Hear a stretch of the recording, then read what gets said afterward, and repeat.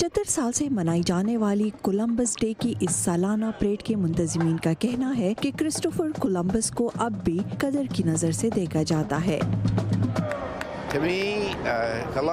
मेरे लिए Columbus day हमेशा कोलंबस डे ही रहेगा और उस दौर में जिन लोगों ने जो किया उसको हमें याद रखना है और बाकी तमाम तनाज़ात को भूल जाना चाहिए। ये एक ऐसी तजवीज़ है जिसने एक अरसे से अमरीकियों को मुनक़सिम किए रखा है कि आया रिवायत का पास किया जाए या तारीख की दुरुस्तगी। यूरोपियन ने हमें मिटाने की कोशिश की। वो अपने साथ बीमारियां लाए और अमरीकी हुकूमत के ताकत संभालने के बाद उन्होंने हमें मखसूस इलाकों तक महदूद करने की कोशिश की। हॉलैंड उस करारदाद की शरीक स्पॉन्सर हैं जिसमें हर अक्टूबर के दूसरे पीर को कोलंबस डे के बजाय मकामी अमरीकियों के दिन के तौर पर मनाने की तजवीज़ दी गई है।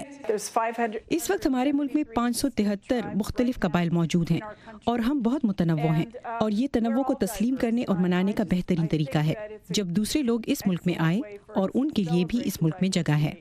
डेब हॉलैंड अमरीकियों की बढ़ती हुई उस तादाद में शामिल हैं जो उनके मुताबिक कोलंबस डे में पाई जाने वाली तारीखी गलती पर आवाज़ उठा रहे हैं। डेब हॉलैंड के मुताबिक अमेरिका को दरियाफ्त किए जाने की ज़रूरत नहीं थी और ये राय अशरों पुरानी अमरीकी तारीख की टेक्स्ट बुक्स और कोलंबस डे के हामियों के बरक्स है। इनके नज़दीक सच्चाई को कबूल करने का मतलब होगा ताकत के तवाज़ुन में तब्दीली। मेरे ख्याल में ये रवैये इतने गहरे हैं कि ये वाक़तन अपनी बात को खो देने के खौफ पर कायम है, चाहे वो बात कितनी ही गलत क्यों ना हो।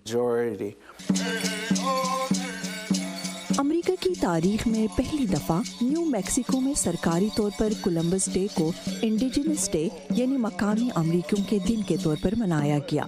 इस तहरीक में अमेरिका की कई दूसरी रियासतें भी शामिल हो रही हैं और 130 से ज़्यादा शहरों में कानूनी तौर पर इस दिन का नाम तब्दील कर दिया गया है। हकीकत हकीकत है, ये दुरुस्त सिमत की जानिब एक कदम है। ताहम न्यूयॉर्क में कोलंबस परेड में मौजूद लोगों का कहना है कि ये दिन किस नाम से मनाया जाए इससे कोई फर्क नहीं पड़ना चाहिए। ताहम जो चाहते हैं कि उन लोगों को खिराज तहसीन पेश किया जाए जो कोलंबस से पहले यहाँ रहते थे यानी अमेरिका के मकामी लोग, तो वो इसे जारी रखें। जूली टैबू के साथ शहनाज नफीस, वॉइस ऑफ अमेरिका।